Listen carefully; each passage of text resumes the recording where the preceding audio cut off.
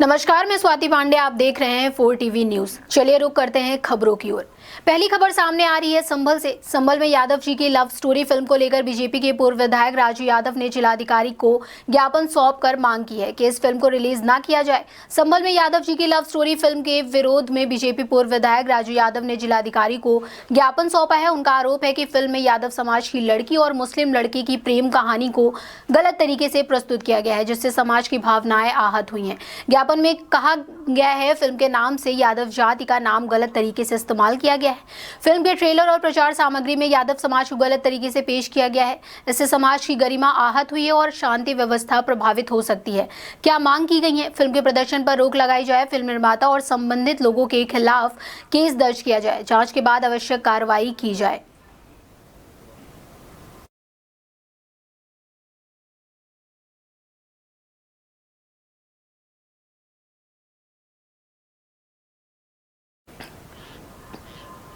बिहार शरीफ से खबर सामने आ रही है। जिला मुख्यालय बिहार शरीफ स्थित होटल ममता इंटरनेशनल बिहार शरीफ में रोटरी क्लब बिहार शरीफ का 47 अधिष्ठापन समारोह एवं क्लब का ऑफिशियल डीजी विजिट किया गया, जिसका उद्घाटन मुख्य अतिथि मंडलाध्यक्ष नम्रता बिंदु सिंह, डॉक्टर अजय कुमार, डॉक्टर सुनील कुमार तथा रोटरी जोन 10 के सहायक गवर्नर डॉक्टर अजीत कुमार सिंह संयुक्त रूप से दीप प्रज्वलित कर किया।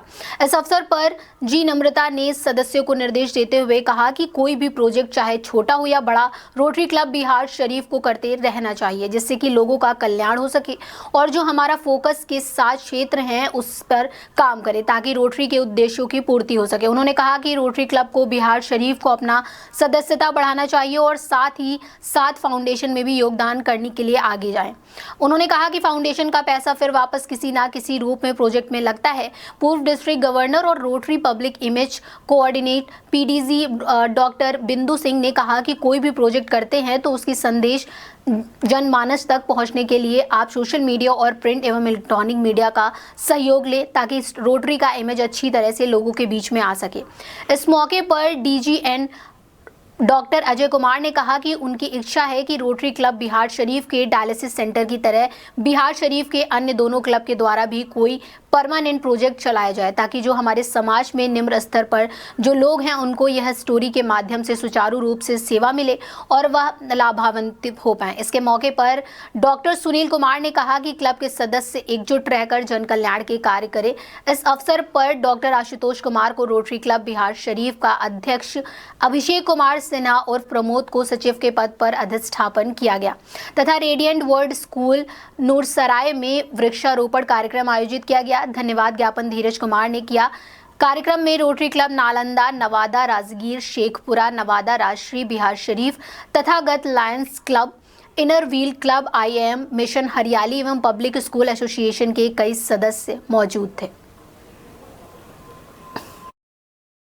हम देखिए एक सामाजिक अंतर्राष्ट्रीय संस्था है। हमारा काम है सर्विस, हमारा उद्देश्य ही है सर्विस अबव सेल्फ। जहाँ हम सब किसी भी प्रोफेशन में हो, कहीं वर्ग, किसी भी वर्ग से आते हो, हमारा काम है हमारे समाज की सेवा करना और अपने से ऊपर उठ करके हम लोग कार्य करते हैं। रोटरी इंटरनेशनल हम लोग को 7 एरियाज ऑफ फोकस दी है, लेकिन ये भी साथ में कहती है कि आपकी कम्युनिटी में जिस चीज़ की ज़रूरत है या आपको लगता है कि ये कार्य करने से आपका समाज बेहतर होगा, तो हम उस कार्य को भी अपने अंतर्गत अपने प्रोग्राम में रखते हैं और वो प्रोग्राम करते हैं। क्या नाम लिखते हैं? मेरा नाम नम्रता, ब्रिगेडियर नम्रता, डिस्ट्रिक्ट गवर्नर 2025-26, बिहार और झारखंड 32-50। बिहार शरीफ का इंस्टॉलेशन कम ऑफिशियल डीजी विजिट डे हो रहा है स्थानीय ममता इंटरनेशनल होटल के सभागार में। रोटरी का जैसा सब लोगों ने बताया, हमारे पूर्व वक्ताओं ने, कि रोटरी एक समाज सेवा का कार्य करती रही है। बिहार शरीफ में सौभाग्य से कहिए कि हमारे यहाँ बिहार शरीफ शहर में 3 रोटरी क्लब हैं, तो निश्चित है कि रोटरी के द्वारा कार्यक्रम भी ज़्यादा होगा।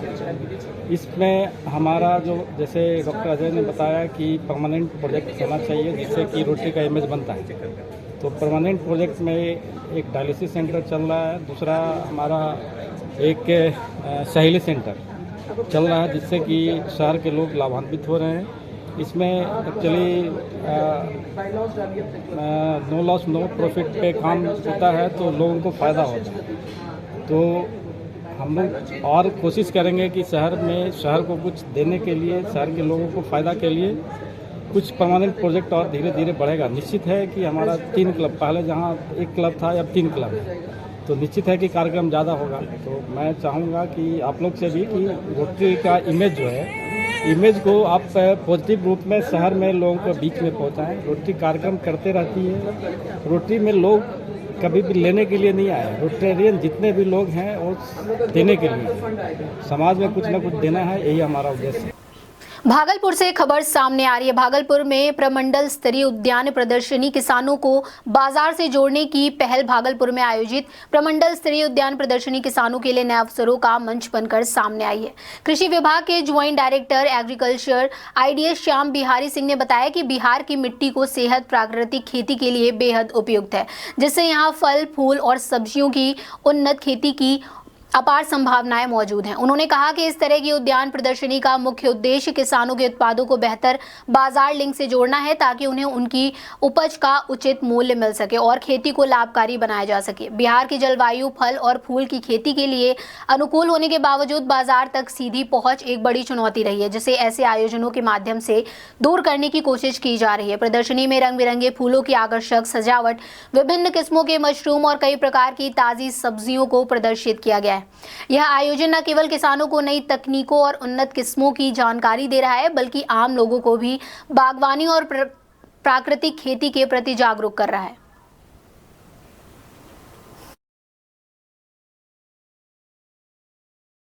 डायरेक्टर एग्रीकल्चर बाबू, एक बात बताएं, भागलपुर प्रमंडल भागलपुर। जो आपका उद्यान प्रदर्शनी लगा है प्रमंडल स्तरीय, जी, इसका फोकस क्या है एक्चुअली बिहार के किसानों के लिए, बिहार के मिट्टी से उपजे उत्पाद के लिए? एक्चुअली में उद्यान प्रदर्शनी में हम लोग किसानों को ट्रेनिंग के साथ साथ जो हमारे ज़िले में या कहें प्रमंडल में उत्तम प्रोडक्ट आ रहे हैं हमारे किसान बंधु के द्वारा, खास करके फूल हो, फल हो या सब्जी हो, इसका हम लोग प्रदर्शनी लगाते हैं। साथ ही साथ हम लोग किसान को दिखाते हैं कि किस तरह से हमारे किसान आज भागलपुर के स्पेशली जो रेंज में हैं वो काम कर रहे हैं। और उसके साथ जो भी किसान बंधु हमारे नए आ रहे हैं या जो कोशिश कर रहे हैं कि हम अच्छा करें, प्राइज प्राप्त करें, तो उनके लिए भी एक सुनहरा मौका हम लोग देते हैं कि हम यहाँ भागलपुर रेंज में क्या क्या कर सकते हैं। प्रदर्शनी में हम लोगों के द्वारा मशरूम में भी बहुत अच्छा दिखाया गया, बटन मशरूम, वेस्टर्न मशरूम और कलर वेस्टर्न। तो इसी तरह से डिफरेंट तरह के फूल में भी, फल में भी, कि किसान बंधु आज आगे आएँ। इस क्षेत्र में भी अपॉर्चुनिटी बहुत अच्छा है। मार्केट कहाँ है उसमें? और मार्केट के लिए जहाँ तक संभावना है तो लोकल मार्केट, फूल के केस में तो हम लोग लोकल मार्केट भी फुलफिल नहीं कर पा रहे हैं आज के डेट में, कि हम लोगों का फूल अधिकतर फूल बनारस से आता है, नहीं तो कलकत्ता से आता है। तो हम अगर लोकल मार्केट भी फुलफिल कर लें अपने प्रोडक्ट से, तो हमारे किसान बंधुओं के लिए बहुत अच्छा होगा। ये मार्केट लिंक मिलेगा कैसे उसको? ये खास करके हम लोगों का मार्केटिंग बोर्ड में भी ई-नाम पोर्टल पे हम लोग डायरेक्ट भी रजिस्टर्ड हो करके थ्रू मार्केटिंग बोर्ड हम लोग अपना प्रोडक्ट रजिस्टर्ड करके बेच सकते हैं, जो कि शीघ्र ही इस जिला में भी, भागलपुर में भी मार्केटिंग बोर्ड का काम चल रहा है। एक बात बताइए, भारत सरकार अगर कह रही है हम नेचुरल फार्मिंग, उस कड़ी में बिहार की मिट्टी तो बड़ा हेल्दी है। किसान बंधुओं को हम बताना चाहेंगे कि नेचुरल फार्मिंग का स्कीम हम लोगों के भागलपुर रेंज में भी चालू है और काम इस पे हम लोग कर रहे हैं। बहुत अच्छा चीज़ है नेचुरल फार्मिंग, लेकिन हम लोग अंधाधुंध पेस्टिसाइड और फर्टिलाइज़र के प्रति थोड़ा सा कहें कि जागरूक ज़्यादा हो गए हैं या ज़्यादा यूज कर रहे हैं। इसको हम लोग अब धीरे धीरे कम करने की कोशिश कर रहे हैं। इस पे गवर्नमेंट के द्वारा अनुदान भी दिया जा रहा है और हो सके आने वाले समय में हम लोगों को रिजल्ट बेटर मिलेगा। सॉइल हेल्थ क्या है? हाँ, अपने बिहार का मिट्टी का, बिहार का मिट्टी में अभी जो भागलपुर के खास करके रेंज के बात करेंगे तो ये गंगेटिक प्लेन में आता है। गंगा की बालू के दोमट मिट्टी है। कहीं कहीं हेवी सॉइल जो दूर में है वहाँ पे हेवी सॉइल भी है, लेकिन जो गंगेटिक प्लेन में है वो ऑलमोस्ट मोटा मोटी सभी क्रॉप के लिए अच्छा है।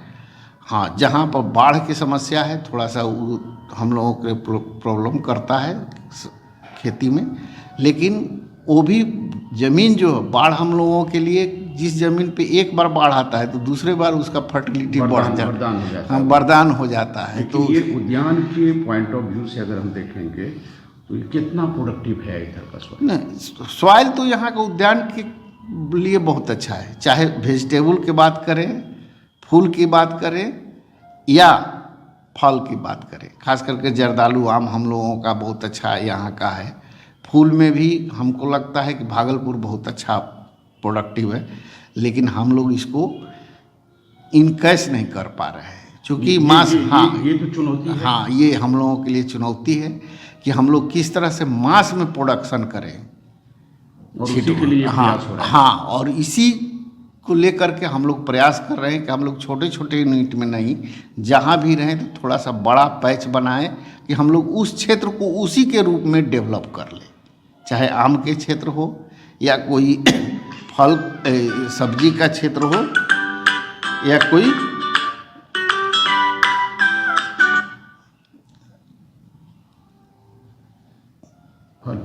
फल फूल का क्षेत्र हो। तो जब तक से हम लोग मास में नहीं आएंगे तो हम लोगों के लिए थोड़ा चैलेंज रहेगा। तो हम किसान बंधु से यही अनुरोध करेंगे कि जहाँ जिस क्षेत्र में आप काम कर रहे हैं अपने बगल को भी मोटिवेट करके उस क्षेत्र में लाइए, ताकि आपको जो एक छिटफुट वाला कंसेप्ट है उसको मास में प्रोडक्शन जब तक से नहीं होगा तो हम लोग मार्केट के लिए परेशान रहेंगे। अगली खबर किशनगंज से सामने आ रही है। किशनगंज में रिश्वतखोरी पर कार्रवाई, खनन विभाग के 2 कर्मचारी गिरफ्तार। भागलपुर बिहार के किशनगंज जिले में भ्रष्टाचार के खिलाफ सतर्कता विभाग ने बड़ी कार्रवाई की है। खनन विभाग के 2 कर्मचारियों को 15,000 रुपए की रिश्वत लेते हुए रंगे हाथ गिरफ्तार किया गया है। गिरफ्तार आरोपियों में खनन विभाग के प्रधान लिपिक अशोक कुमार चौधरी और चपरासी सरोज कुमार सिंह शामिल हैं। दोनों की गिरफ्तारी टाउन थाना क्षेत्र के डुमरिया स्थित एक चाय की दुकान पर की गई। जानकारी के अनुसार शिकायतकर्ता मोहम्मद हबीब आलम से रिश्वत की मांग की गई थी। शिकायत मिलने के बाद पटना से आई सतर्कता विभाग की टीम ने जाल बिछाया और रिश्वत लेते समय दोनों आरोपियों को पकड़ लिया। प्रधान लिपिक अशोक कुमार चौधरी को 8,000 रुपए रिश्वत लेते हुए गिरफ्तार किया गया, जबकि चपरासी सरोज कुमार सिंह को 7,000 रुपए लेते पकड़ा गया। सतर्कता विभाग के डीएसपी मोहम्मद आसिफ इकबाल अंसारी ने गिरफ्तारी की पुष्टि करते हुए बताया कि दोनों आरोपियों पर अवैध धन रखने का भी आरोप है। दोनों आरोपियों को भागलपुर निगरानी कोर्ट में पेश किया गया, जहां से उन्हें न्यायिक हिरासत में जेल भेज दिया गया।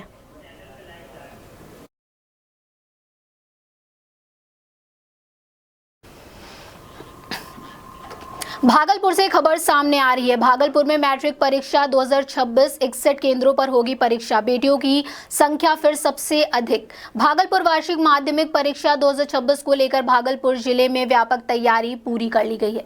इस बार जिले के तीनों अनुमंडलों में कुल 61 परीक्षा केंद्र बनाए गए हैं। अनुमंडल सदर भागलपुर में सबसे अधिक 42 परीक्षा केंद्र निर्धारित किए गए हैं, जहां प्रतिपाली परीक्षार्थियों की संख्या 16,576 है। वहीं नवगछिया अनुमंडल में 10 परीक्षा केंद्रों पर 3,372 परीक्षार्थी परीक्षा देंगे। इस प्रकार कहलगांव अनुमंडल में 9 केंद्र बनाए गए हैं, जहां 3,286 परीक्षार्थी शामिल होंगे। इस वर्ष की मैट्रिक परीक्षा की सबसे खास बात यह है कि लड़कों की तुलना में लड़कियों की संख्या अधिक है। जिले के कुल 51,974 परीक्षार्थियों में 27,303 छात्राएं शामिल हैं, जो बेटियों की बढ़ती शैक्षिक भागीदारी को दर्शाता है। पिछले 5 वर्षों के आंकड़ों पर नजर डालें तो लगातार छात्राओं की संख्या छात्रों से अधिक रही है। साल 2022 में कुल 48,006 परीक्षार्थियों में 22,950 छात्र और 25,056 छात्राएं थीं। वर्ष 2023 में 48,784 परीक्षार्थियों में 23,799 छात्र तथा 24,985 छात्राएं शामिल हुई। वर्ष 2024 में कुल 53,860 परीक्षार्थियों में 26,645 छात्र और 27,215 छात्राएं रहीं। वहीं 2025 में 47,956 परीक्षार्थियों में 22,827 छात्र और 25,129 छात्राएं शामिल थीं। अब 2026 में भी छात्राओं की संख्या सर्वाधिक बनी हुई है। सदर एसडीएम विकास कुमार ने बताया कि राज्य सरकार द्वारा बेटियों की शिक्षा और स्वावलंबन को लेकर चलाई जा रही योजनाओं का सकारात्मक प्रभाव सामने आ रहा है। उन्होंने कहा कि बढ़ती छात्र संख्या समाज में शिक्षा के प्रति जागरूकता और बदलाव का संकेत है। मैट्रिक परीक्षा को शांतिपूर्ण, कदाचार मुक्त और व्यवस्थित तरीके से संपन्न कराने के लिए प्रशासन ने सभी केंद्रों पर सुरक्षा, निगरानी और आवश्यक सुविधाओं की व्यापक व्यवस्था सुनिश्चित की है।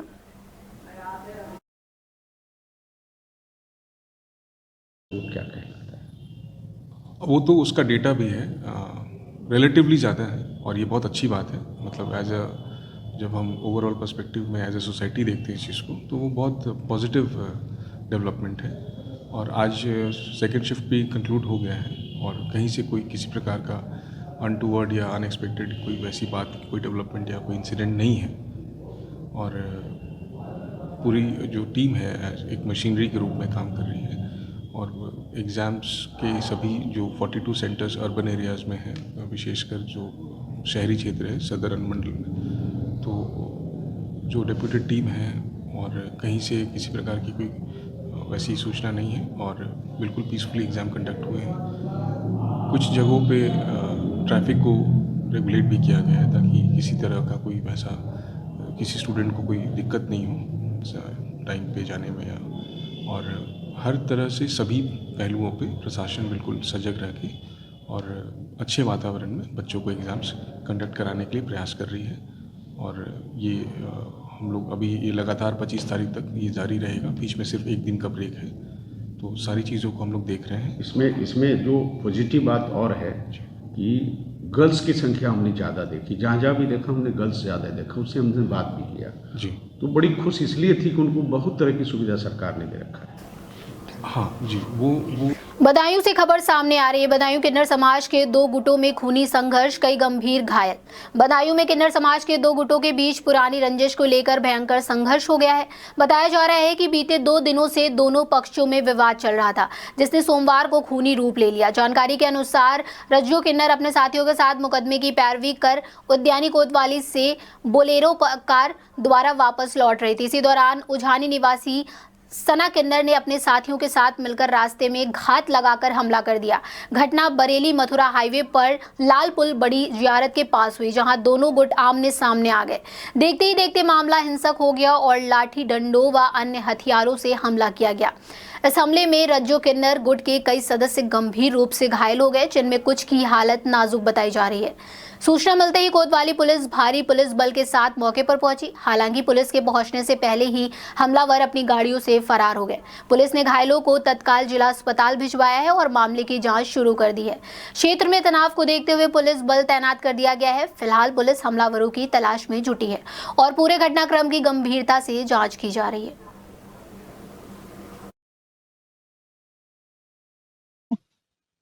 किन्नर समाज के दो गुटों में अचानक खूनी संघर्ष हो जाता है। इस खूनी संघर्ष में जो किन्नर समाज के सरदार हैं उनको लगभग काफ़ी चोटें आई हैं और बुरी तरीके से लहूलुहान हो गए। यानी आपस में जो दोनों समाज यानी किन्नर समाज के जो दोनों लोग थे किसी बात को लेकर तनातनी हो गई और लगातार कुछ गुंडों के साथ ऐसा आरोप एक दूसरे पर लगाया जा रहा है और जो कि बुरी तरीके से उनके साथ मारपीट की गई, जिनको गंभीर चोटें आई हैं और जहां बदायूं के जो इमरजेंसी का जो आईसीयू वार्ड है जो उसमें भर्ती हैं। तो चलिए हम पूरी बात करने के लिए उनके साथ जुड़ रहे हैं जो किन्नर समाज की जो बॉस हैं, क्या कहती हैं और उनके साथ इस घटना में कौन कौन लोग शामिल थे और अब तक उनके खिलाफ जो है कोई कार्रवाई नहीं हुई है। चलिए हम बात कर लेते हैं।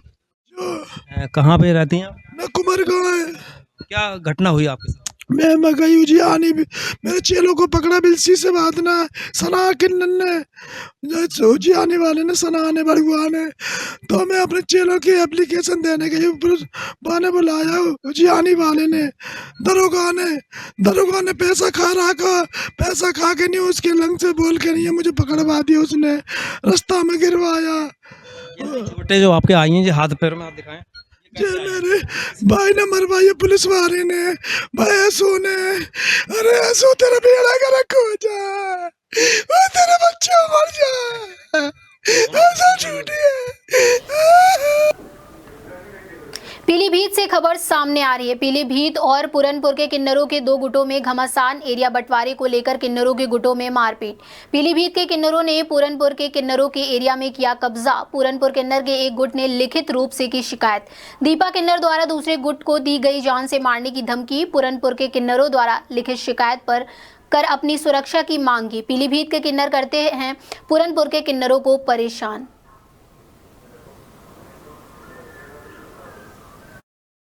साल बाल काटे के पहले मेरे गुरु के काटे फिर मेरे काटे। किसने बाल काटे? वो दीपा ने। कहाँ रहती है दीपा? पीलीभीत की है। पहले मेरे गुरु पे जाने वाला हमला करा, फिर मेरे पे करने वाले हैं। वो यूँ कहने का तू कहीं देखी तुझे बंदूक से मारेंगे हम, कहीं भी फंस गई एरिया में तुझे मार के मार डालेंगे तो हम पता नहीं लगने देंगे तेरा। पहले तो मेरे गुरु पे करा, फिर मेरे पे। मैंने मेरे गुरु के बाल काटा, मेरे काट दिए। 4 दिन की बात नहीं, 2 महीने की बात है। मेरे बाल। अब समस्या क्या आ रही है बताओ? वो हम अपने एरिया में मांगे, वो अपने एरिया में मांगने जाए। तुम्हारा एरिया कौन सा लगता है? हमारा पूरनपुर है। अच्छा, वो लोग कहाँ के रहने वाले हैं? वो पीलीभीत के रहने वाले हैं। तो पूरनपुर में नहीं मांग देते हैं आप लोग? पूरनपुर में नहीं मांगने देते, जबरदस्ती करते हैं। हम उनके जनमानों के सामने भी वो करते हैं, लंगे लुंगे हो जाते हैं। 2 ही आदमी होते हैं लंगे जो उनके मतलब कट रखे। हम भी लड़के थे। हमें जब मैं इंजेक्शन दिए बेहोश के हमें दे गए हॉस्पिटल में। हमारे लिंकम कटवा दे सारे। पहले मेरे गुरु के कटवाए, फिर मेरे कटवाए। हम कहाँ जाए? हम कहाँ के यहाँ के बच्चे हैं, यहाँ के मांगेंगे, यहाँ खाएंगे। हमें कोई मारे ना, धमकाए ना। हम पहले तो मेरे गुरु पे जाना था, हमने कहा अब मेरे पे करने वाले हैं वो। क्या नाम है आपका? पूजा किन्नर नाम है मेरा। कहाँ रहती हो?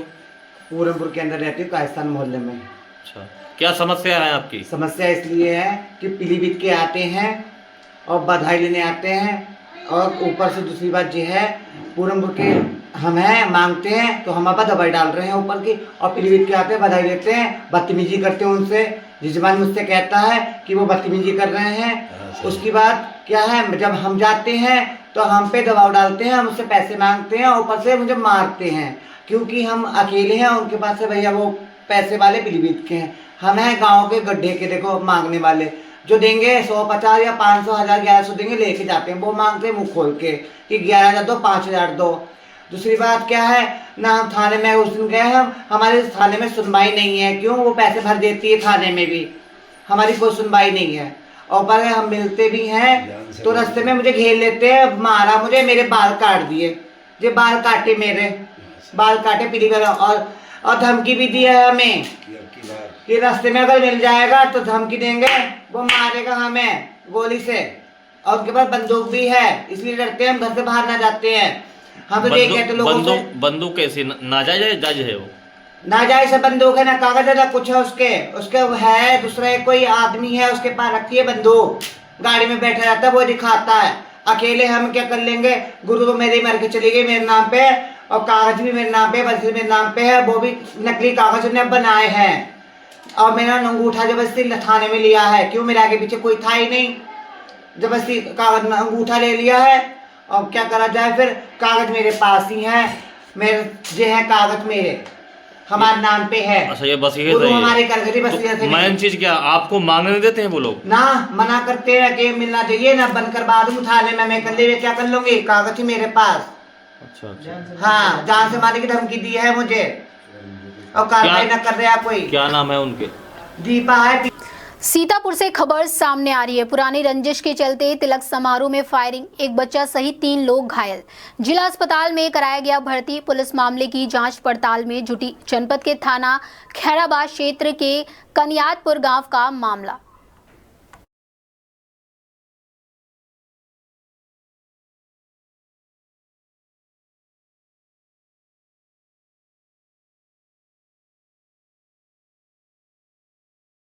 खैराबाद में गोली का मामला सामने, क्या पूरा मामला है? आज लगभग 10:30 बजे 112 पे सूचना प्राप्त हुई थी कि 2 पक्षों में झगड़ा हुआ है, मारपीट और गोली चलने की सूचना थी। मौके पे जब तुरंत संज्ञान लेते हुए थाना फोर्स और मैं पहुंचा, फिर बाद में एडिशनल एसपी नौत साहब भी आए थे। अब मौके पे जितने भी आई विटनेस थे, इनसे बात करने के बाद ये पता चला कि ये दोनों लोधी परिवार से, लोधी समाज से है।